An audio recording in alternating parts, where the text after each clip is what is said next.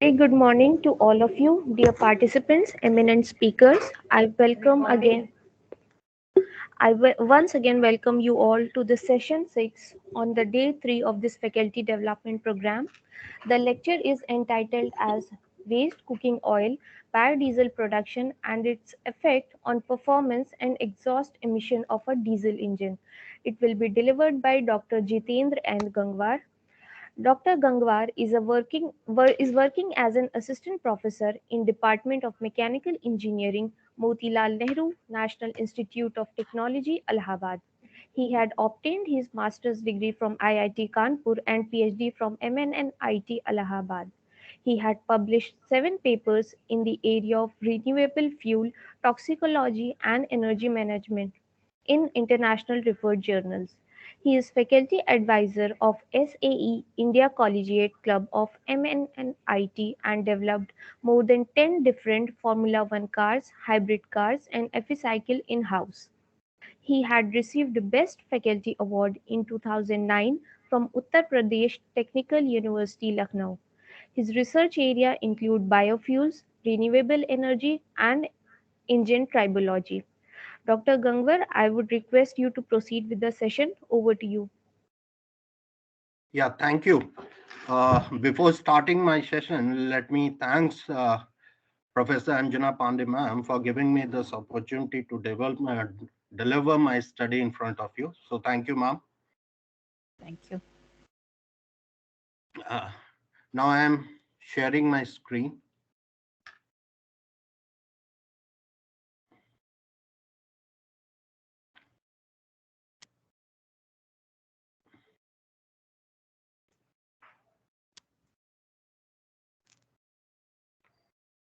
I hope my PPT is visible. Yes, kindly make it full screen. Yeah, sure.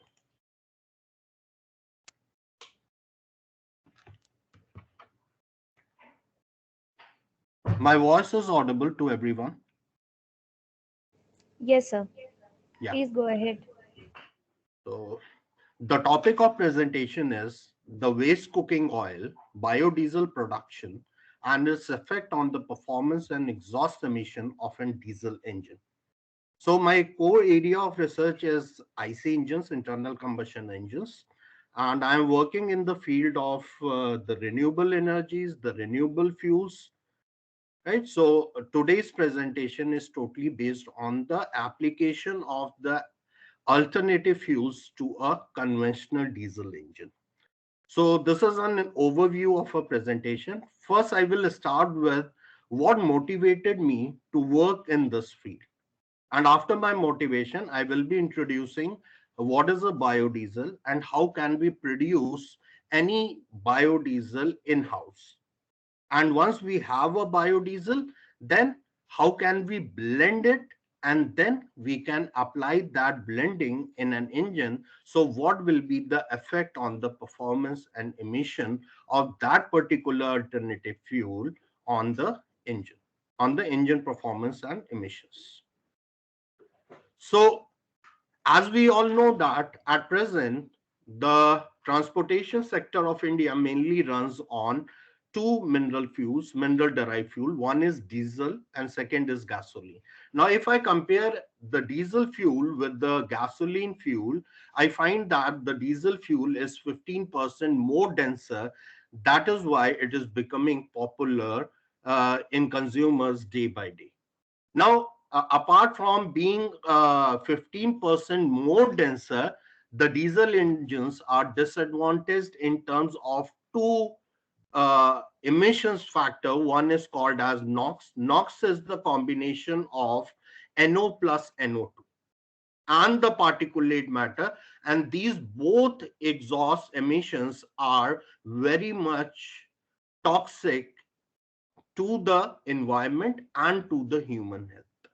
Now, secondly, we also know that if you look into the today's price of diesel, it is costing around 90 rupees per liter. So why it is going high? Because every time the diesel fuel has to meet the higher quality fuel standard, because every year by year, there is a certain emission legislation being imposed, so the price is also increasing day by day, right? So the below table, you can see that this is an Indian emission standards for light duty diesel vehicle. Uh, this table is particularly suited for all the vehicles who have the gross vehicle weight less than 3,500 kgs. Now, at present, most of the Indian cars are working in BS4, and in some countries, we have also gone for BS6. Now, if you look into the emission part, we can see that the two emissions are very dangerous. One is the NOx and the second is PM, in contrast to the effect on the environment and to the human health. So if I am switching from BS4 to BS6, in BS4, the manufacturer has to assess NOx emission within 3.5 grams per kilometer hour, whereas he has to limit the particulate matter within 0.03 grams per kilometer. Now, as we are switching towards the BS6, then you can see that the manufacturer who is building the CI car, that is compression ignition car, he has to limit his NOx emission within 0.08 and the particulate matter within 0.005. And apart from the mass concentration, he has to also be, because in BS4 there was no restriction on the number concentration, but as we are towards the BS6, then there is a third thing which comes into account as the number of the particulate number is also should remain within 6 into 10 to the power. That means any vehicle which is throwing out the particulate matter number greater than 6 will not be allowed to move on the roads. So this is very difficult to maintain in a conventional car. So hence we required a certain renewable fuel that can meet the today's and tomorrow energy needs in a clean environment. Why I'm saying today's and tomorrow? Because I'm talking about the renewable fuels, and the renewable fuels are the fuels which we actually get from all the renewable free stock. That is, there cannot be any scarcity because it's naturally available. And and after using this, we should also have that it should be within the range, that is not very high in the price, and also should give a lesser to lesser emission. That is why I'm saying that we require a renewable fuel to meet today's tomorrow energy need in a clean environment. So if I talk about the reviews, what is going on in the field of biodiesel, then there is an agency which is called as Environmental Protection Agency, and they have given a certain review on the consolidated research, what all the research is going on. He has come up with a review that the biodiesel offers an energy security and 80% reduction in the life cycle greenhouse gases. Now, this biodiesel also helps the environment. For example, it promotes the forestations. It reduces the dependency on petroleum mining, and it can be also acting like a decentralized source of energy production. Now, if I compare the emission, now here I have used two abbreviation. One is B100 and V20. When I'm saying B100, that means it is 100% pure biodiesel. There is no blending of mineral diesel. That is, you can directly use the biodiesel in your vehicle. And when I am saying B20, it means I am using 20% of volume fraction in 80% of mineral diesel. That is, I am blending 20% of biodiesel in mineral diesel. Now EPA has worked on this and found out that if a certain vehicle is using 100% biodiesel, then the hydrocarbon which is coming out as an from the exhaust of a vehicle, the hydrocarbon reduction is around 90%.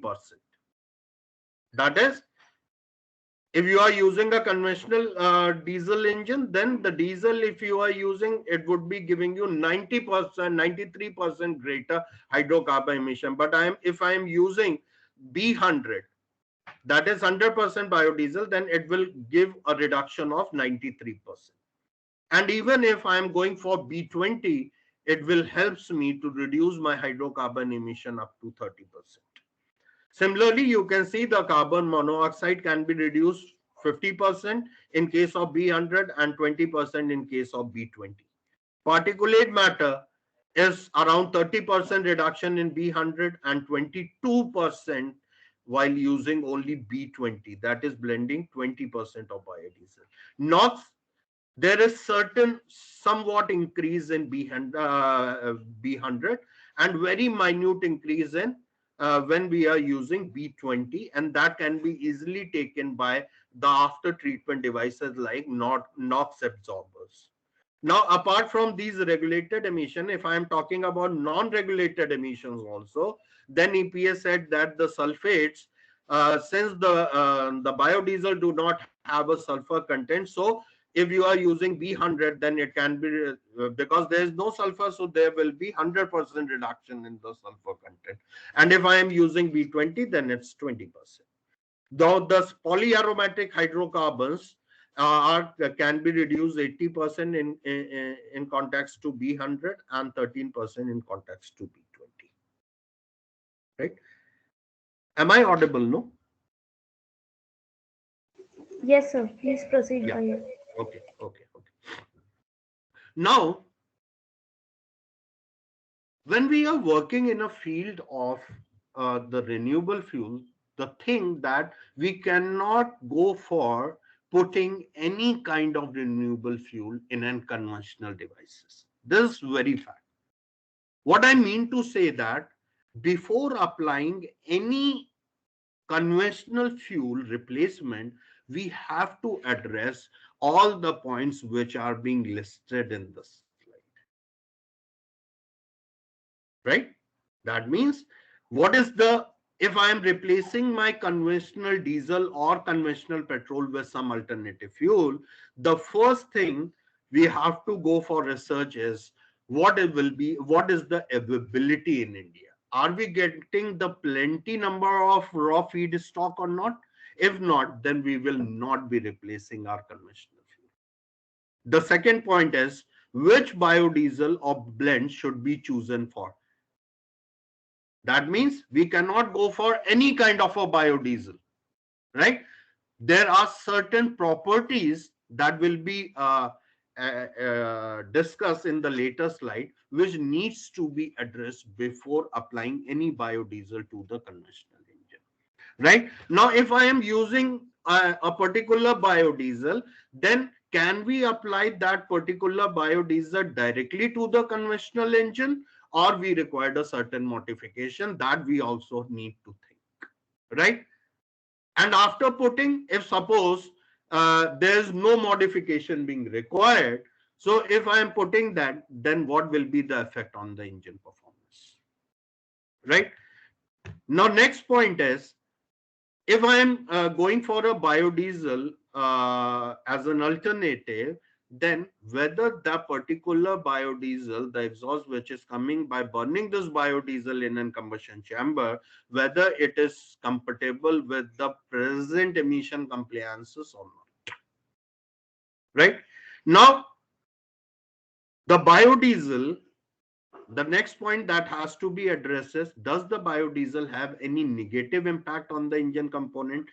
That means if I am putting any biodiesel in diesel engine, with the passage of time and the burning of biodiesel, does it causes any corrosion to the vital component or not?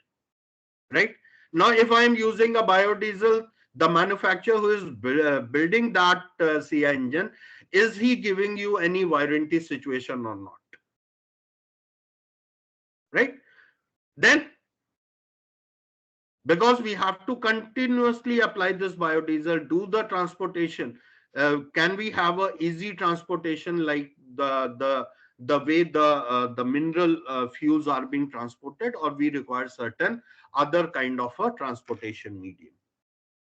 And what will be the effect if I have plenty number of biodiesel, plenty volume of biodiesel? Can I store for the longer time, or there will be an impact with the passage of time? That needs to be addressed before application.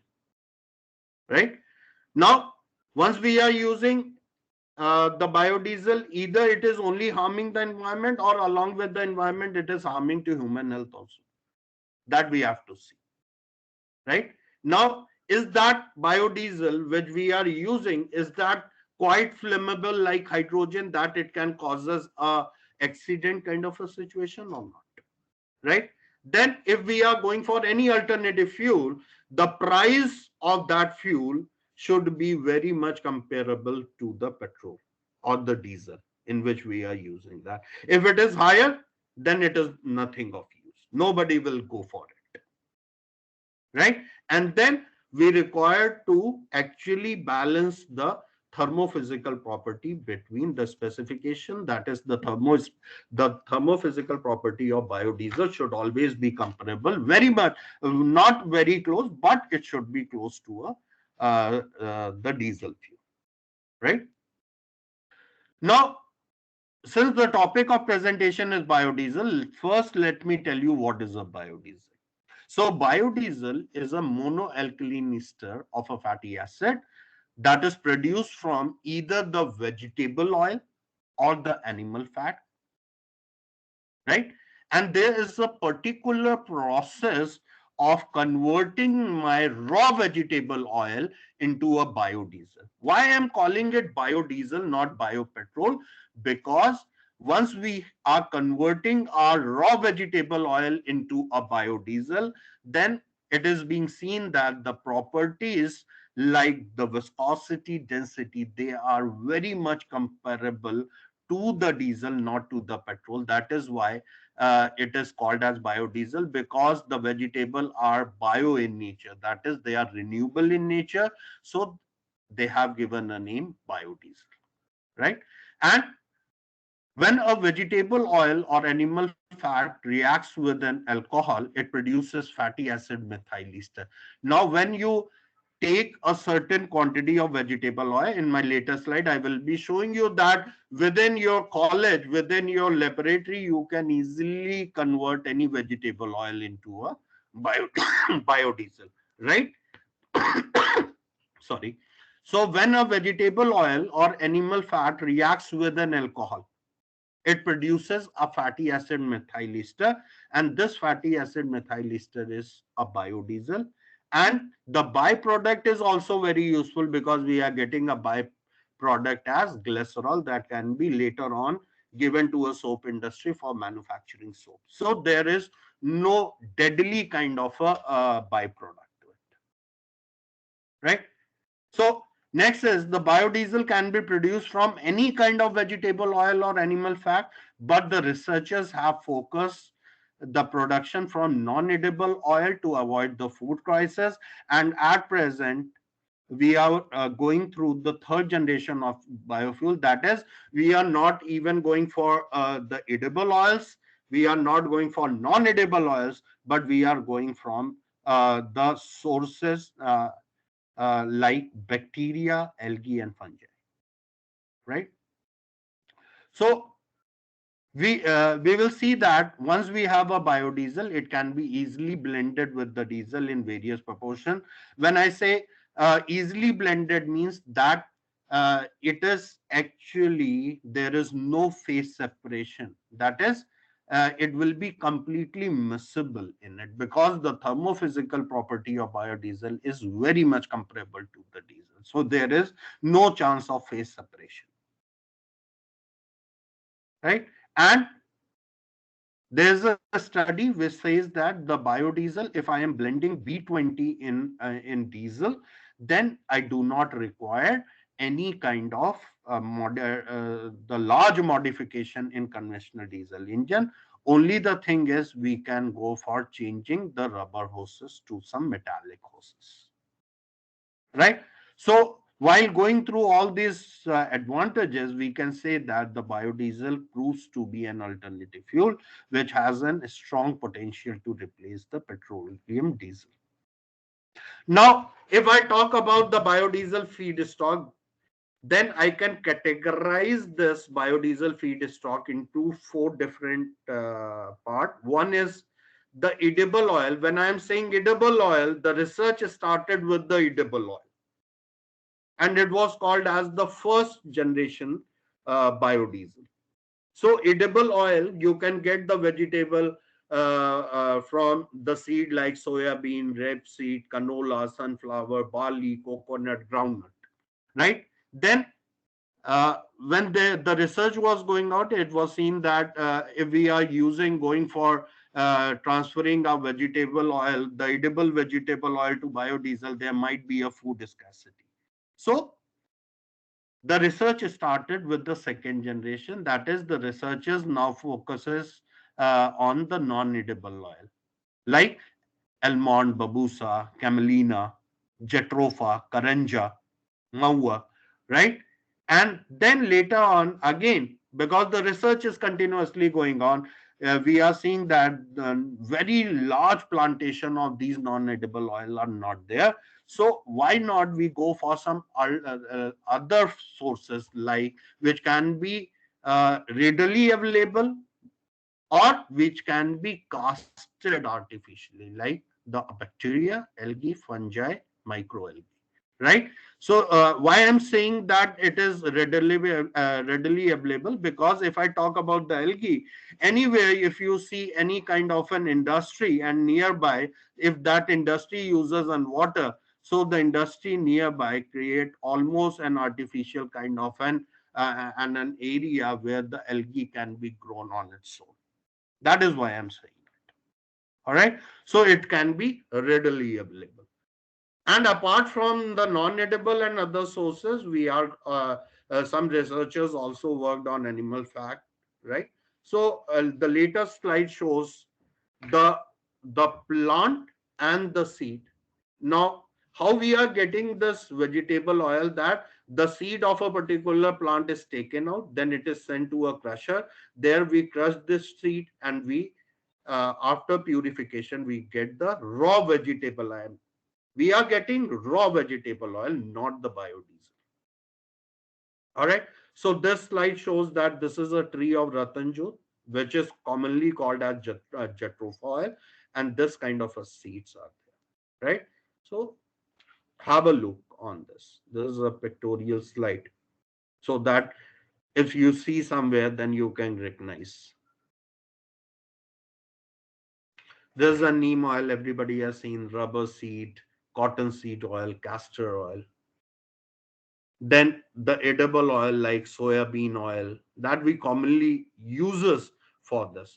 Now there's another potential of this, that is, uh, using a direct edible oil causes food scarcity.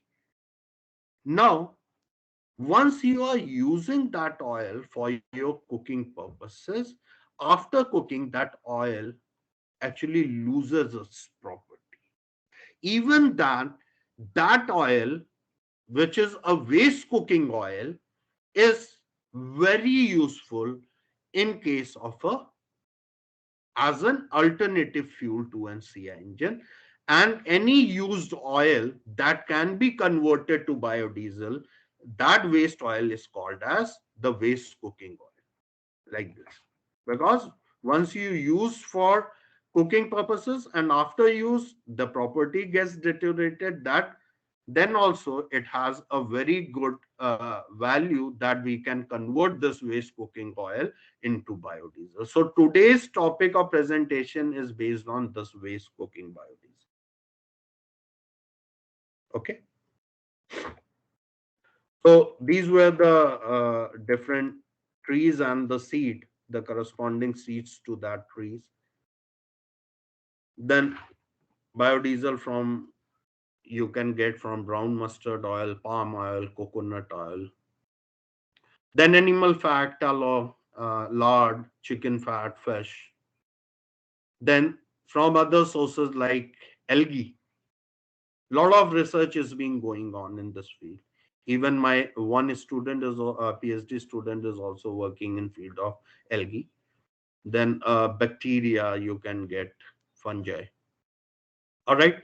Now the thing is, now suppose I'm having any vegetable oil, whether it is an edible, whether it's a waste cooking oil, whether it is non-edible, or whether it is an oil from other sources like algae. Now, how can I get the oil, convert my that vegetable oil to a biodiesel? That is, I want to make the properties of vegetable oil, the thermophysical properties of any oil, comparable to the thermophysical properties of diesel. Then only I can mix with it. Yes or no? Yes. So there are various methods to actually use the biodiesel in your engine, for in your this diesel. One is that dilution. That means if you are getting a particular vegetable oil, you measure the general properties like viscosity, calorific value. If it is close to a diesel, then you can directly go for blending of it. So this process is called a dilution. But this is seen rarely because there is a huge difference between the properties of vegetable oil and the diesel. Then the second technology, the production process comes into existence. That was a micro emulsion. That is, we have a vegetable oil. It has the vegetable oil is very viscous. So if anyhow by heating it, can I reduce the viscosity? And once I reduce the viscosity equivalent to the viscosity or close to the viscosity of diesel, then I could blend it, right? But later on, it was seen that apart from the viscosity, there are other thermophysical properties that needs to be satisfied. Then the third process comes into existence, that is pyrolysis. Everybody knows what is a pyrolysis. It involves the heating in absence of an air or oxygen and the cleavage of chemical bond to yield the small molecules. But it is not applicable for all the types of biodiesel. So later on, there was a process that was defined that is called as the transesterification process. This transesterification process is also called as alcoholysis. That is, we are actually going for a chemical reaction between the vegetable oil with the alcohol in presence of certain catalysts. And if I compare all the four different processes, then it is totally seen that the transesterification process is the best known process for producing biodiesel till now. Now, this transesterification process, I'm showing this chemical reaction. So, the vegetable oil is nothing but a triglyceride, right?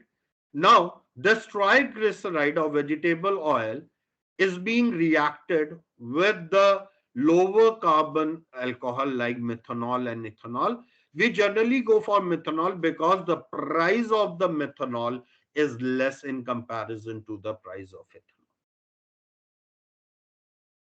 This reaction should be actually a molar dependent. That is, the stoichiometrically, it is seen that the one triglyceride, 1 mole of triglyceride requires around minimum 3 moles of methanol.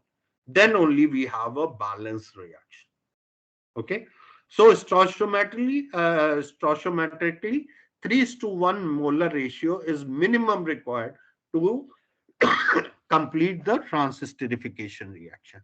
So this reaction shows we are reacting 1 mole of triglyceride with the 3 moles of methanol in presence of a catalyst, and we are getting the methyl ester. This methyl ester is nothing but the biodiesel, and the byproduct is glycerol, right?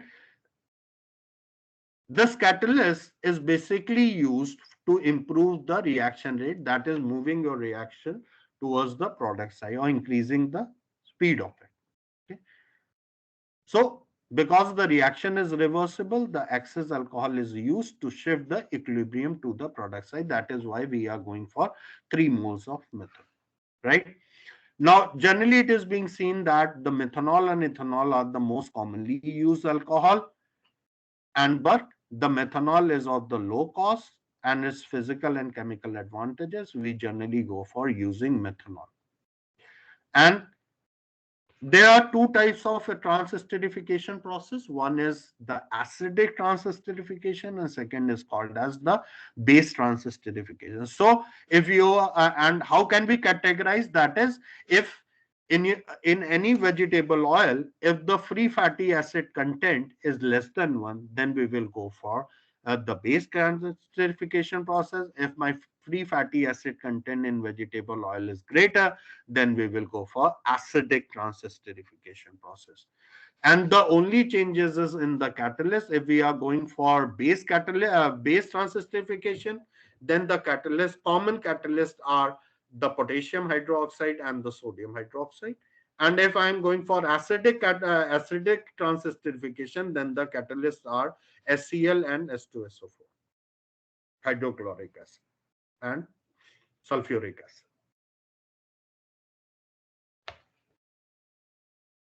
Now, this is a block diagram to produce biodiesel. I am skipping, but I will, in the next slide, I will be showing actually how can you manufacture a biodiesel in your laboratory. So, what you do is it requires this kind of the processes to convert any vegetable oil into a biodiesel. What we do, you require this setup can be easily created by using only rupees 4 to 5,000. That is what you primarily required. You required a heating mantle that can maintain a temperature, a particular temperature, and can show you the temperature and the steering, the magnetic steerer. That is, you can steer the fluid. So it is costing around 2,000 rupee. You can buy from any site, right? And apart from magnetic steerer, you require certain kind of glassware. Nothing else is being required. Okay. So the first process to convert any vegetable oil to biodiesel is that we have to preheat the vegetable oil. That is, you take a sample of the vegetable oil, put in a beaker, then start your this magnetic stirrer, maintain a temperature greater than 50 degrees centigrade, and maintain the stirring speed of at least 500 to 600. And you start to preheat. Okay. Now, this preheating is done in order to initially reduce the viscosity, because the vegetable oil are very viscous, right? If you compare the initial viscosity of diesel and vegetable oil, then you will find that the vegetable oil is very much viscous in comparison to the diesel. So initially 1 hour, around 1 hour preheating is required in order to lower down the viscosity. Okay. Now, one side your preheating is going on. What do you do on the other side? You prepare a methyl oxide solution in any molar ratio. Generally, we go for 9:1 or 3:1. So you take 3 moles of this alcohol, and around 3 gram you have to go for categorizing. There is an ASTM standard how much minimum amount of catalyst. So for example, if I say that if I take 1 liter of this vegetable oil, then I require 300 ml of around uh, alcohol, and for this 300 ml I required 3 grams of catalyst, that is the sodium hydroxide or potassium hydroxide. So the mixing should be slowly so that it takes time. All right. So it takes time, but the mixing should be not vigorous. It should be slow mixing. You can shake your hand and mix it. Okay.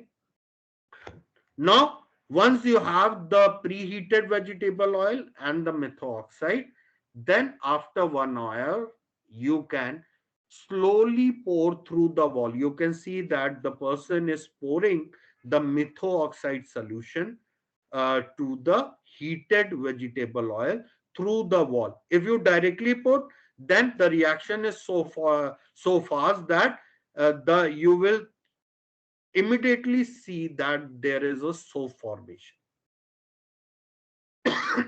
All right, you will be not getting biodiesel, you will be getting soap. So you have to slowly pour this methoxide solution to the soil through the wall of the beaker. All right. Now, if you slowly pour, then there is what? The stirring is going on. The small amount of methoxide is slowly mixing in the soil, and you will get a homogeneous solution of methoxide with the vegetable oil. So this fourth figure shows the stirring of the both the vegetable oil and the methoxide, right? And then it requires a minimum 45 minutes to stir it. All right. Now, after 45 minutes, you can transfer this oil to the separating funnel, and you left that funnel separating funnel for minimum 6 hours, right? And after 6 hours, when you come back, you will see that there is two layer formation. I hope you can see a darker layer at the bottom and the lighter layer on the top. So this darker color shows the byproduct, which is called as glycerin, or right. So you can open this funnel, you can take out the glycerin byproduct, and the thing which remains on the upper side is a biodiesel. So the important criteria is that you will be only getting a biodiesel if you have calculated the mole fraction, how much mole fraction is required. So the stoichiometric mole fraction is 3:1, but it is also seen that 9:1 is quite effective in making various kind of converting your various kind of vegetable oil to the biodiesel. All right. Then the oil which is you are getting on the upper side is not pure. So we require to go for triple distillation through the water, simple water. All right. So this water is a hot water. So you pour this hot water. So any impurity which is there in this oil will be taken by this oil, because right. So it will settle down, and you can take out the water from the opening this wall. So later on you will be getting the pure biodiesel, right? So the thing is, once I get a biodiesel by transesterification process, we cannot directly go and put it that into the engine, because it can deteriorate the vital component of engine. So what is the criteria? The thing is that we should go for the measurement of the mean thermophysical property, whether the properties of the oil, biodiesel, is comparable to diesel or not. So there was an MTech thesis being conducted under me. So the we have converted the waste cooking or vegetable oil into waste biodiesel oil, and the properties were measured. The density at 20 degrees centigrade for normal diesel, it was seen 840 kg per meter cube, and for biodiesel it was 864. So it's very much close to it. Viscosity 2.8, but the viscosity of biodiesel is somewhat higher, that is 4.36. Flash point is 42, and the waste cooking oil biodiesel, the flash point is very high. Okay, and the calorific value is of diesel is 45, and the biodiesel what we have got from waste cooking oil was around 38 points. All right. Okay.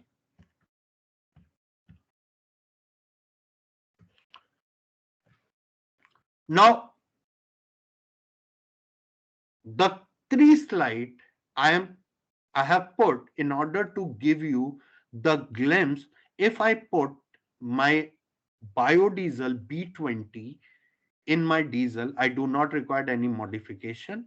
But there are a lot of research going on the world where there is a certain fit things which comes out. That is, whenever we are using any B20 oil, then the brake power which we are getting by putting a biodiesel is very slightly higher. That is, the brake power do not get very much affected. Brake specific fuel consumption is also very high, because you can see that the calorific value of the biodiesel is lesser, so we required more amount of biodiesel in comparison to the diesel in order to get the same output. So the brake specific fuel consumption is somewhat higher because we are only going for B20 blend. Okay, and the it is also seen in a broader sense, it is also seen that biodiesel causes somewhat better thermal efficiency. But the positive side is not very much good in comparison to the performance. But if I am going for the emission, what kind of reduction is emissions we are getting while using this biodiesel, then we have a tremendous differences. That is, the CO emission decreases with an increase in biodiesel blend ratio. All right, the NOx emission somewhat increases, but that somewhat increase can be taken care by the after treatment devices like NOx absorber. The SC emissions are lower down, and the since it is do not having any sulfur content, it is the all the biodiesel are renewable in sources, so there is no SOx formation. Okay. Now, this slide shows basically the application, what is going on in the field of biodiesel. So we can see that the biodiesel has become commercialized in United States of America, Canada, and European countries, but it is still have to have a long way to spread all over the world. So very limited countries are working in the field of biodiesel or commercially using the biodiesel, right? In heavy duty vehicle, it is being seen, it is being through the research that B20 blend ratios are being used very frequently. B25 blends are being used by the locomotive, because till B25 you do not require any modification to the conventional engines which are being used in locomotive. And for the toy trains, like the places like Disneyland hill stations, B98 blends have been used as a fuel satisfactory. It is being the Disneyland is presently going to use B98. That is only 2% is being the conventional fuel, and other is complete biodiesel. Okay, and apart from this, the biodiesel can be used for heating fuel in domestic and commercial boilers. And from B5 means only 5% of biodiesel, B5 to B20 blend with traditional heating oil are being used at various places as a heating fuel for the boilers, right? Biodiesel can be used as a fuel in generators meant for a small power system. So going through the application, you can see that the biodiesel is one of the very promising fuel which is taking or leading over the other alternative fuels. Now, if I talk about the scenario of biodiesel in India, then the biodiesel, commercially, the biodiesel is used in a very limited manner, and it is still under the research and development stage. Generally, in India, it is being adopted to use Jatropha, Mahua, and Karanja as to be the main feedstock crops because uh, they do not require very specific soils to grow. They can be even grown on a normal soils also. Now, there was a study that the Indian Railway uses biodiesel from Jatropha in some of its locomotive.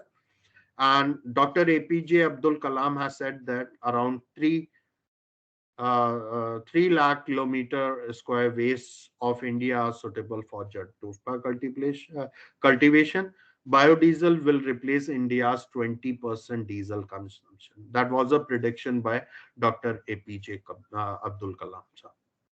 Right? So now this is the second part of the presentation. That is, uh, now if I have a waste cooking oil, biodiesel, then I am blending that waste cooking biodiesel into my diesel in order to get the effect of the performance and the emission of my engine. What will be the effect of this biodiesel? Okay.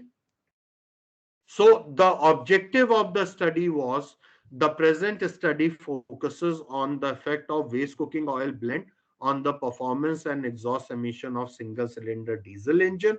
And it was observed that the performance parameter, for example, brake specific fuel consumption and brake thermal efficiency, showed very less variation when 20% of waste cooking oil was blended. That is why I have not put in the slide. All right. Now, the present slide will be only focusing on the emission parameter. That is, what amount of particulate emission is coming out from diesel and biodiesel exhaust. Then there is a word I will be telling you. There's a word which is called as benzene soluble organic fraction in the particulate that is coming out from diesel exhaust and biodiesel exhaust. Then what kind of metals are there in the particulate from diesel and biodiesel exhaust? What are the polyaromatic hydrocarbons coming out from diesel and biodiesel exhaust?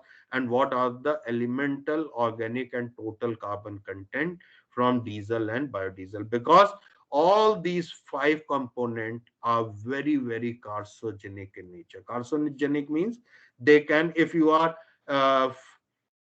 directly taking this on your inhaling it for a longer time, then it can even cause the cancer kind of a thing and ultimate death. So they are very much carcinogenic in nature. Okay. Now the word is the particulate matter. It looks very simple. lot lot of you might have a confusion that uh, this particulate matter is the same thing what we actually get if I am exposed to the exhaust for some time. Then I see that there is something called black thing which is being deposited onto the face or by side of the eyes, but that is smoke, not an particulate matter. Okay, so particulate matter is one of the very much complex geometry, and it is very much dangerous both to the environment and to the human health. That is why the Environmental Protection Agency defines the particulate matter as a substance other than the water that can be collected by filtering the exhaust, because we should have a certain method to capture this particulate matter and to know the physics behind the formation of it. Okay, so generally this particulate matter mainly consists of two things. One is solid carbon material, and second is the condensed hydrocarbon and their partial oxidant product. Right now, if I compare the petrol engine, that is SI engine, with the diesel engine or CI engine, then if my spark ignition engines are properly adjusted, properly tuned, then we will see that there is a minimum amount or minimum to minimum amount of particulate matter coming out. That is why the SI engines are more in comparison to CI engine, because there is no chance of particulate matter if your engine is properly tuned. But there is a huge amount of particulate matter being exhausted from the diesel exhaust. Okay, so this is the structure of a diesel particulate. Here you can see that uh, most of the researchers call diesel particulate matter as simple particulate matter, or some researchers have also given a name total particulate matter. Now, what is this diesel particulate? You can see that it is a complex mixture. Complex mixture of what? The first initial thing is called as the solid, or it is called as the elemental carbon core. Right now, this elemental carbon core, onto this surface, it has a very good absorbing capacity. Right, so any surface which has a very high absorption and adsorption capacity, then it is giving you the chance to get other things being absorbed on it. So what are the things which is being absorbed on it? You can see that the hydrocarbons which is being generated by burning the fuel uh, gets being accumulated on the surface of this solid boundary. Right now, this hydrocarbon can be of two things. Right, this can be shown over here. This can be from the in terms of soluble organic fraction, that is the organic material derived from engine lubricating oil, or even it can be a organic material derived from fuel. All right, and apart from the hydrocarbon, the if you have a sulfur in your diesel engine, then also the sulfate gets absorbed on this elemental carbon. So you can see that after absorption, this diesel particulate becomes a very complex geometry. So traditionally, the diesel particulate matter basically can be classified into three main fraction. It consists of three things. One is the solid fraction, which is generally called as Sol, SOL. It consists of elemental carbon and the ash part, somewhat the ash part. Then you have a second component fraction, which is called as soluble organic fraction, the thing which gets absorbed on this elemental carbon. This organic fraction can come from lubricating oil, or it can directly come from fuel. And the third fraction is, if you have a sulfur content, then it can lead to the formation of sulfuric acid that also gets absorbed on this elemental carbon. And if you have certain water vapor, then it's also get absorbed. So this TPM is a combination of salt, the soft, that is soluble organic fraction, and the sulfate. Right, so there is a you can see that if I plot this, so the elemental or the solid fraction is around 41% of total particulate matter. So this solid carbon is holding the major amount of particulate matter. Then the unburnt oil, the organic fraction which comes from unburnt oil corresponds to 25%. Then the soluble organic fraction. Why I'm calling it soluble? That is, if I take out and dissolve in the reagents like the benzene, they get easily dissolved. That is why the name is being given soluble organic fraction. So unburnt soluble organic fraction corresponds to 7%. Then sulfate and water holds 14%, and ash and other component holds 13%. So you can see that the most dangerous part is the carbon content of the total particulate. Okay. So this is what I have discussed. Right now, the thing which comes our in mind, how this particulate matter is being generated. Right. So what happens is, this diagram shows the clear cut indication. First, your fuel, the fuel, either the diesel with mixed biodiesel in it, or generally the diesel goes for the pyrolysis. That is, the fuel is being injected in a combustion chamber, and since the combustion chamber is a closed chamber, then the fuel goes for kind of a pyrolysis. That is, you know that what is pyrolysis? It is a process of altering the molecular structure of organic compound in presence of high temperature. So once your fuel is being injected, you know that diesel engine is basically heterogeneous in nature.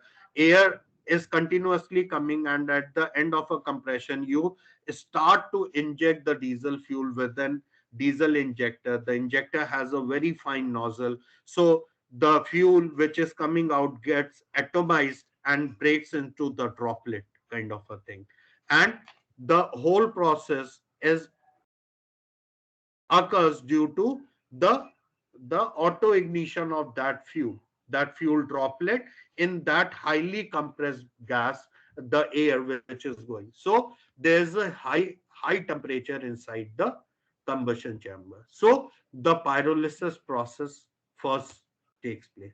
So what does this pyrolysis do? This actually breaks your fuel particle into the first smallest particle, which is called as the polyaromatic hydrocarbon, which are the precursor to the formation of diesel particulate. Right? So the smallest unit, once your fuel gets broke down, it is the polyaromatic hydrocarbon, which acts as a precursor to it. Right? And it is called as the nucleation process. That is the smallest identifiable solid particle, which is called as nuclei. The typical size range is the 1.5 to 2 nanometers, such a small particle. And once your smallest nuclei, it will provide a site for the growth of or convert this C2S2 to the polyaromatic hydrocarbon structure. So basically, this acts as a precursor or the nuclei formation of the fuel. All right. Then later on, it is seen that the nuclei starts to grow. That is, it starts to increase its mass without the change in the number of particles. So after certain surface growth, its its size increases from 2 nanometer to 20 to 50 nanometers. Then there is a process of agglomeration. That is, there is a collision of various nuclei, right? And due to collision, since elemental carbon surface is highly absorbed, they get agglomerated. They start to stick one particle with the another particle. So again, the size grows up. So the typical size range increases from 50 nanometer to 2 micrometer or larger. All right. And then last process is adsorption and conduction. That occurs once your this particulate matter comes out from the tailpipe and react with the atmospheric air, right? I hope the things are clear. Now, this slide shows the why we are very much interested in knowing the particulate matter, because it is very dangerous. If I talk about the short term and long term exposure, you can see that the particulate matter, the short term, if you are being exposed for even for a very short period, then it leads to a acute irritation, then there might be a respiratory symptoms. All right. And if a particular person is going for long term exposure, then it can even causes the asthma kind of an induction in a particular person. So one should be very peculiar that any vehicle which is moving on the road should have the minimum to minimum PM. That is why the BS6 is very particular about reducing the particulate matter. Okay. So, as I have told that the last process of absorption and conduction occurs when your particulate matter comes out from the tailpipe, the exhaust line, and reacts to the atmospheric air. Now, if I want to go for the research of it, then I have to create certain environment where I can take out this agglomerated particulate matter and provide artificial air or artificial air, sunlight, humidity as that of the natural atmosphere. For example, the normal vehicle which is moving on in road. So anything that simulates uh, that simulates the mixing of exhaust gases with the air, as similar to the natural thing which is the vehicle is throwing out and going in an air, and there is some process going on. So the dilution tunnel is basically needed for it to simulate the natural environment. Okay. So how does this dilution tunnel? So there is a broad classification that the dilution tunnel can be full flow or a partial flow dilution tunnel. Full flow and partial means that in full flow you have to send the full exhaust to the dilution tunnel where it is being reacted with the atmospheric air. And in partial flow dilution tunnel, you see that you can take the small fraction of the diesel exhaust, and then you react that small fraction with the atmospheric air, right? Then your partial flow dilution tunnel can be categorized into two. It can be isokinetic and uh, uh, non-isokinetic. The difference between isokinetic and non-isokinetic is that isokinetic means the way the air is coming in the same direction, your exhaust should mix. That is, there is no losses while mixing. And if there is certain losses, that means you are not going for the isokinetic. So there are both the kind of tunnel being present. All right. So this is the line diagram which shows the various unit in order to simulate the natural condition in your laboratory. So your basically the dilution tunnel consists of four main unit. That is, the initial is air filter and intake blower unit, preconditioning and heating unit, because the in order to uh, get the particulate matter responses, you have to actually precondition and provide the same heating, a controlled heating what is there once your exhaust is mixed in the air, right? Then you have to give certain length in order to agglomerate that particular particulate with the other particulate. And last, you required a certain filter assembly where you can capture this particulate matter and go for the further analysis. Okay. So this is an engine. This isn't the Tata Safari Dicor 3.0 liter engine, and this was an engine used for taking out the reading.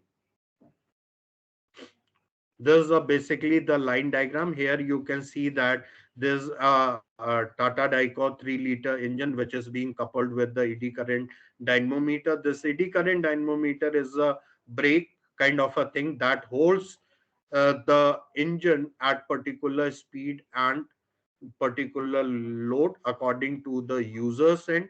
जो भी user चाहता है उस तरह से ये particular speed और load पे रोक सकते हैं. It's like a brake.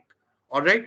Now, in order to control the CD current dynamometer, you have a controller, and this is being run by the data acquisition system.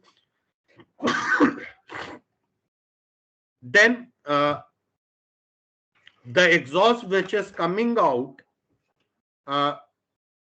from this engine is bypassed. Some small fraction is being taken and bypassed to the dilution tunnel, and the remaining, that is, if I'm taking 1/4 to this dilution tunnel, then 3/4 directly goes into the online devices. Like so, in my research I have measured polyaromatic hydrocarbon.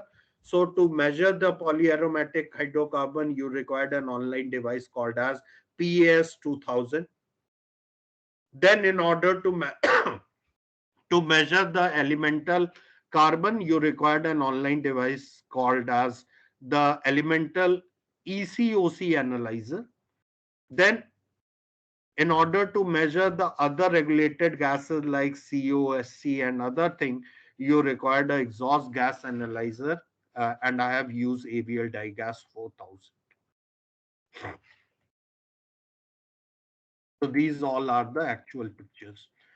So now, if I talk about the results and discussion, so what I have done is I have blended the waste cooking biodiesel, 20% of waste cooking biodiesel with the diesel, and then I have gone for the comparison what is happening to the uh, to the uh, emissions of diesel engine. So this slide shows the comparison between the particulate matter, particulate mass emission from diesel. So initially the engine was run only with the diesel, and after taking out the particulate matter and other parameters, then I have blended the diesel with 20% and then again run the same cycle. Okay. So all the readings were taken at a constant speed of 1800, and at that constant speed I have varied the my load from 0%, that is from ideal load to 100% load. Okay. So it is very much clear. If I see that the x-axis is a rated engine load and y-axis is the amount of particulate mass coming out from diesel exhaust in milligrams. All right. Now the black bar shows the pure diesel particulate matter, and green bar shows B20 particulate matter emission. So one thing is very clear, that at a particular speed, if I am increasing my load, then the particulate mass increases. Why? Because as the load increases, more fuel undergoes the combustion, and as the more fuel undergoes combustion, there is high mass of particulate matter which is coming out. So one thing is very clear: whether I am going for a pure biodiesel or pure diesel or blending, if I increase my load, then my particulate matter increases, because for higher load I have to give higher fuel. Higher the fuel, higher the particulate matter. But if I compare my diesel particulate matter with the biodiesel particulate matter at any load, I will see that the particulate mass emission of biodiesel is very lesser in comparison to the mineral diesel. And the reason is why, because you see that the diesel is C8H18 से लेके C22 तक जाता है, S22 तक जाता है. So there is no oxygen. But if I am going for any biodiesel, then there is a oxygen atom in this biodiesel, and getting an extra amount of oxygen enhances the combustion process. Okay. So more the oxygen, more will be the combustion, or my combustion will be moving towards the complete side, and more the complete combustion, lesser the emission I will be getting. देखिए, emissions, getting a lesser emissions simply means that the you are moving towards complete combustion. Agar if you are going for incomplete combustion, then the emissions are also very large. So giving extra amount of oxygen atom, then it actually increases the combustion. So any biodiesel you are using have a certain oxygen component in it. Right? So I have told earlier that the soluble organic fraction which are being absorbed on the elemental carbon core, that are called as soluble because they can be easily get soluble in reagents like benzene. So what you are seeing that at no load condition, that initially the quality of combustion is relative poor. Relative poor means as you start your engine, then at the starting the fuel it requires a larger fuel, so the quality gets deteriorated, and as you speed up, change your gear, move to some higher load, your continuous there is an improvement in the combustion quality because continuous fuel is being supplied. So at no load condition, the quality of combustion is relative poor, and the amount of unburnt fuel coming out from engine exhaust is high. Hence, we are getting higher soluble organic fraction. And as we increase the load from 0 to 100%, you can see that it is continuously going down. So, I'm moving towards the complete combustion side. Okay. But if I compare the benzene soluble organic fraction of diesel exhaust with biodiesel exhaust, I can see that at any load, if I compare, the benzene soluble organic fractions are higher in biodiesel exhaust in comparison to the diesel exhaust. Try to understand, please. Particulate matter, I am getting lesser, but for that particular particulate matter, I am getting higher benzene soluble organic fraction. Yes? Okay. Now, regarding the trace metals, there are many metals being present in diesel also, and even in the other alternative sources. So this is the comparison chart between the vital metal presence in the diesel. That is, you have sodium, you have calcium, you have iron, right? And you also have the lead and silicon. All right. So if I compare the metal contents of diesel with the biodiesel, then what I am seeing that the sodium, calcium, and iron, sorry, the sodium and calcium are higher in biodiesel B20 and lesser in the diesel. And if I'm talking about the iron content, then iron is seen, yes, it is also higher in biodiesel, right? And lead and silicon, if I compare, then you know that mineral diesel generally contains certain kind of a lead. Up at present, it is not having lead, but uh, certain mineral diesel have the lead in it. Okay, so lead is there and silicon is there. So uh, these two metals were found to be present in larger in diesel exhaust than the B20 exhaust. So the reason of getting certain metals higher in biodiesel exhaust and certain metals higher in diesel, it is totally depend upon that these metal are already present in fuel itself. Okay. Now regarding the particulate bound polyaromatic hydrocarbon, which is also the precursors and also very dangerous to human health and environment, we can see that the particulate, the polyaromatic hydrocarbon are lesser at zero load condition and lesser at higher load condition at a particular speed, and it is getting the maximum value at some rated load like 60%. So possible reason at the low load, at the no load condition, we know that the at no load the combustion temperature is lower. So the lower the temperature, the it will prevent the extensive pyrolysis and and cyclization that lowers down the polyaromatic hydrocarbon.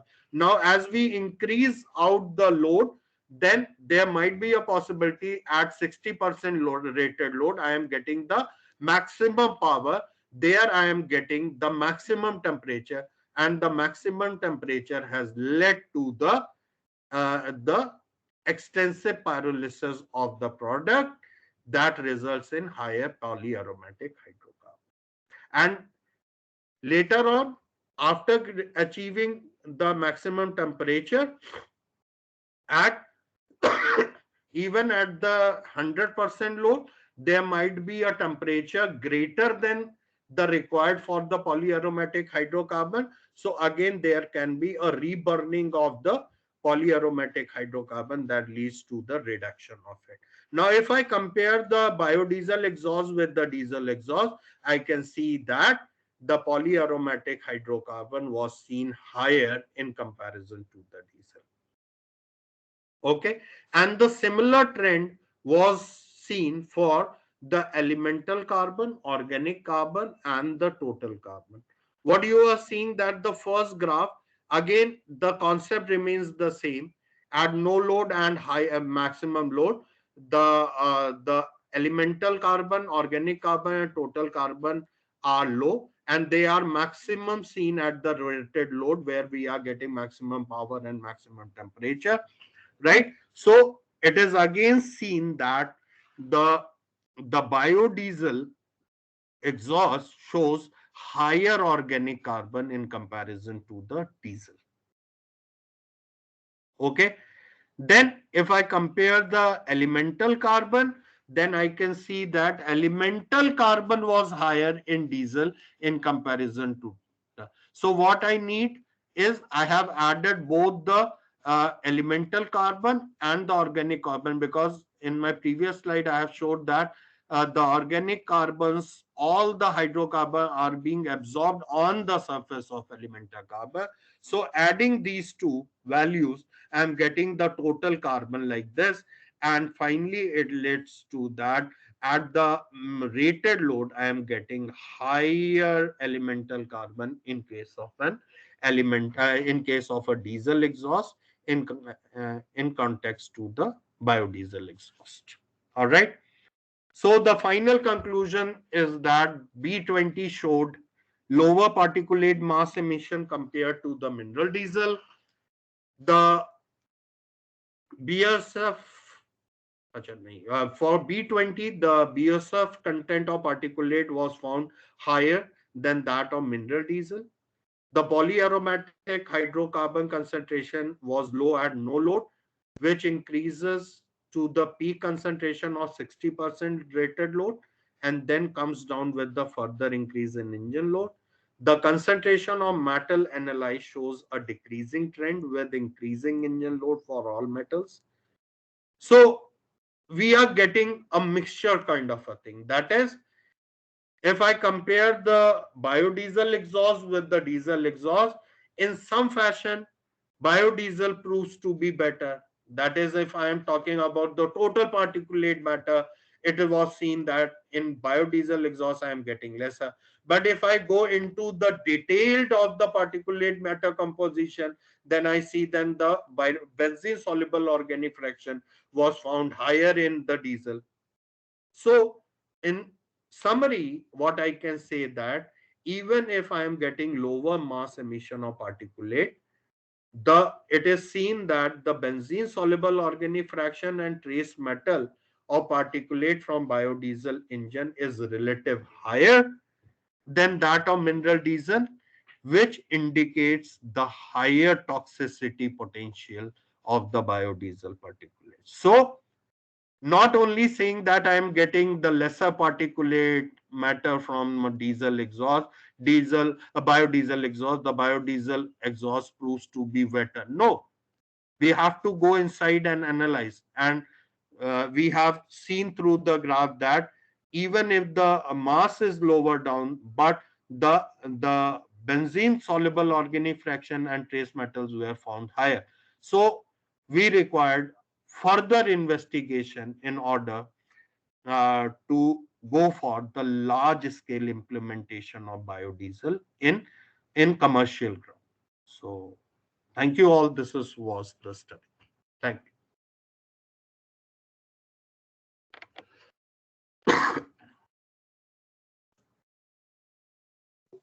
Thank you, Dr. Gangavar. It was a very well explained and providing us in-depth detail about how to produce biodiesel from waste cooking oil and its effect on performance and exhaust emission of a diesel engine. Now the session is open for discussion. I would request participants, if you have any query, please raise your hand and we'll calling you by name.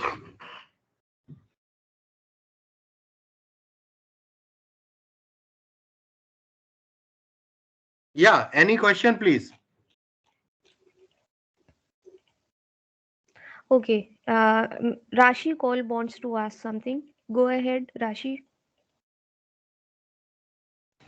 Thank you, Night ma'am. A very good morning, Jitendra sir. Yeah, Rashi, please So tell it me. was a very nice presentation. I have couple of questions. Yeah, Like in your presentation, you mentioned about the various minerals that were higher in case of biodiesel correct. compared to diesel. For Right, example, sodium, calcium, iron. So right. when the biodiesel undergoes combustion process, does these minerals give any bad effect, produce any bad effect on the environment? Yeah, of course. That is why. Suppose I will give you a very realistic example.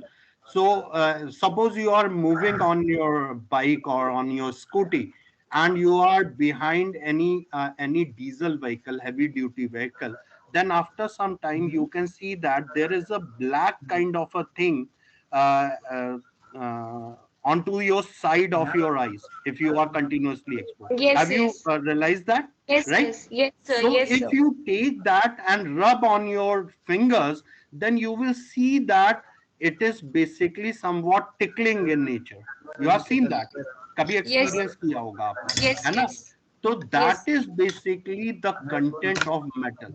And if suppose that very small tiny particle even enters into your eyes, then you feel an irritation in your eyes. So it is giving you an impact, a direct impact.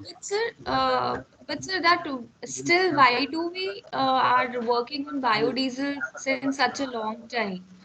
Because we biodiesel is a very much research topic, and we have been working on it since decades now, more than हाँ, decades. yeah.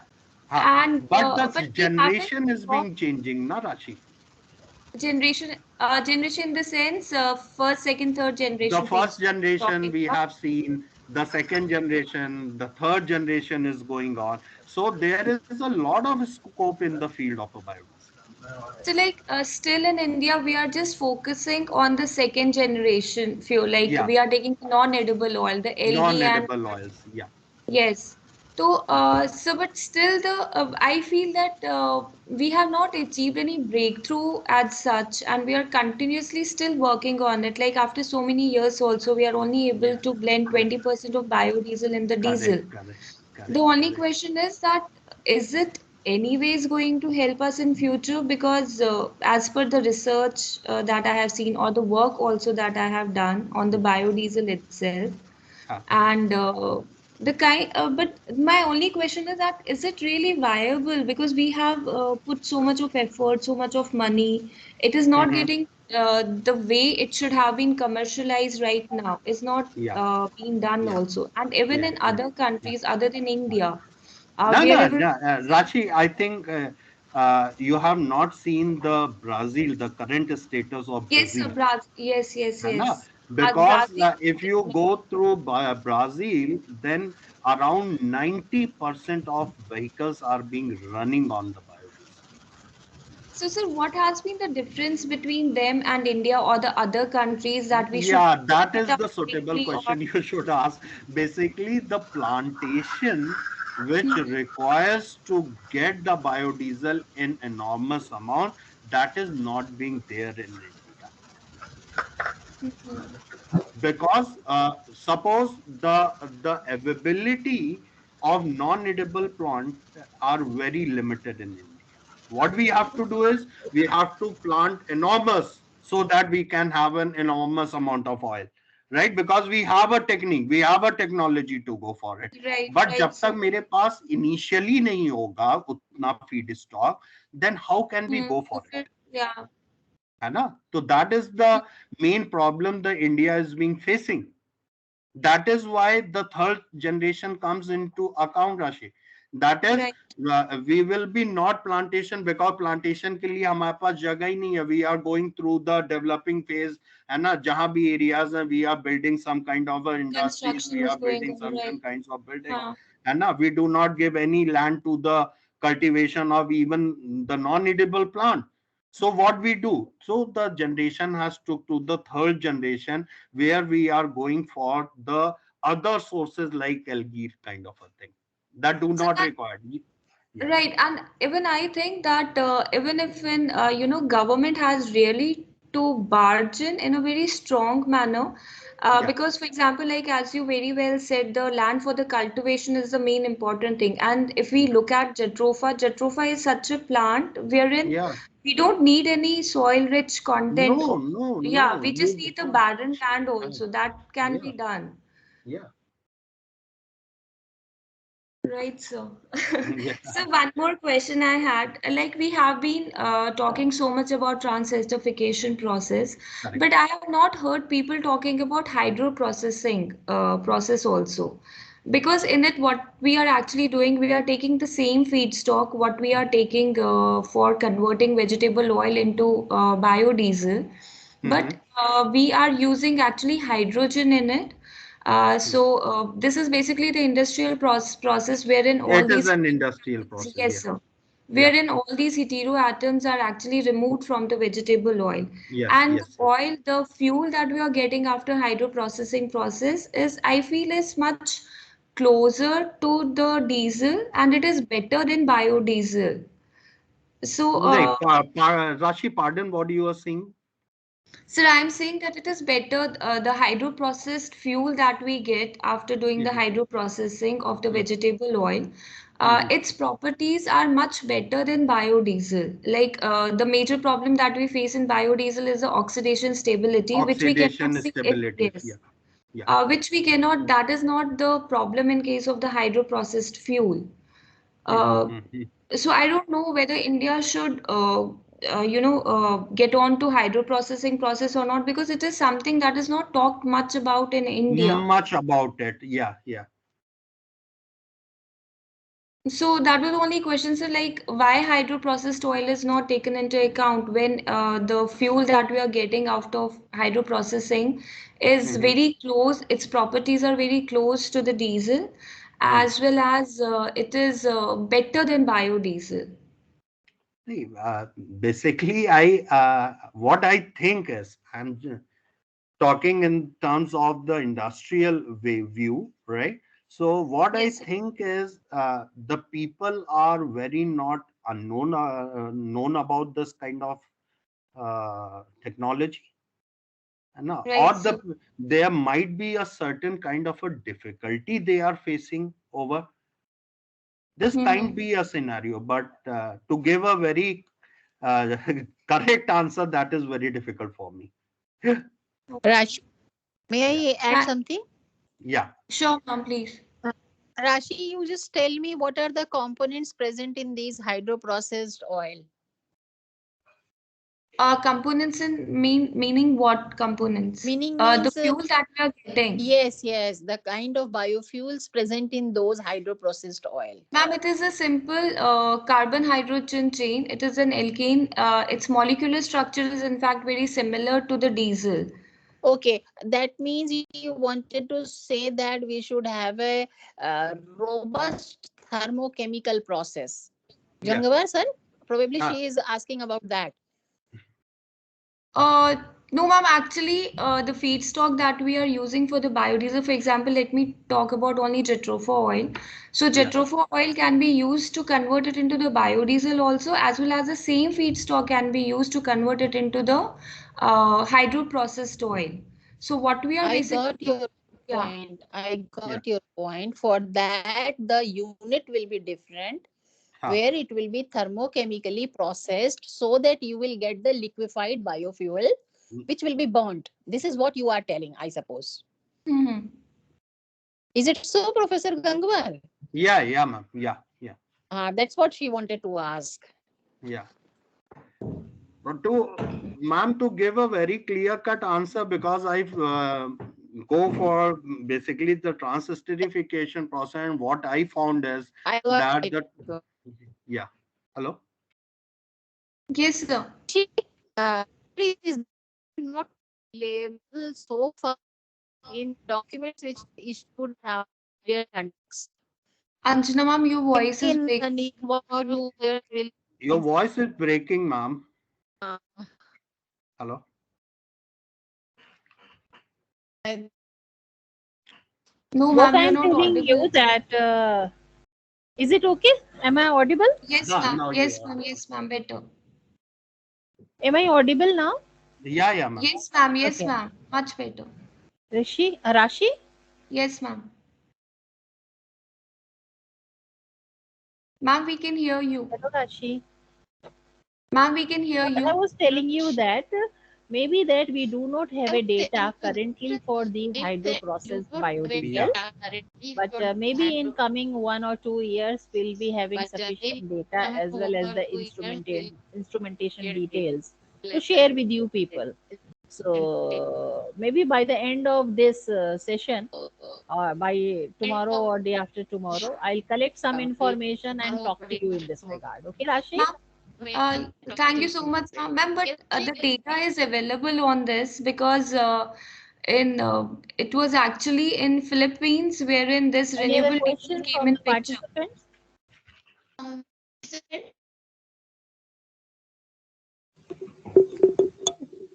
Hope the question is done. Dear participants, do you have any other query?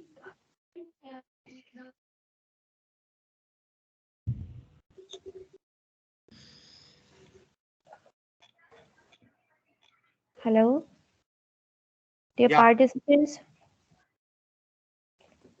Any other question from any participant?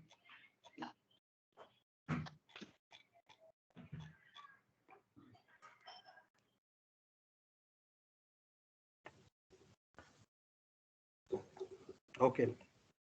I suppose we are done with the discussion.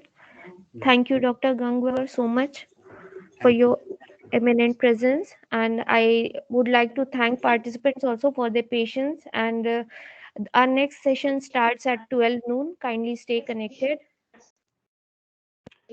So thank you, Nahid, Thank Anjana you, ma'am. sir. Thank you. Thank you, sir. Thank you, Dr. Gangavat. Thank you, Dr.